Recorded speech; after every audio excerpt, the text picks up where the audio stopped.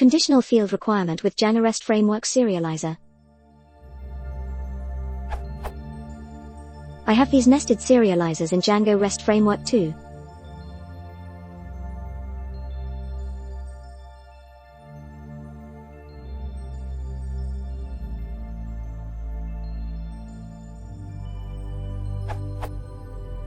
In my API view booking API view, I'm calling a booking serializer.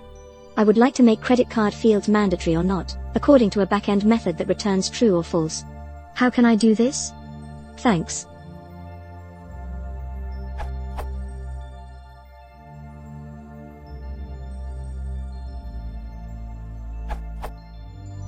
You can modify the fields in the _init_ method of booking serializer. After initialization, the fields are accessible in self.fields.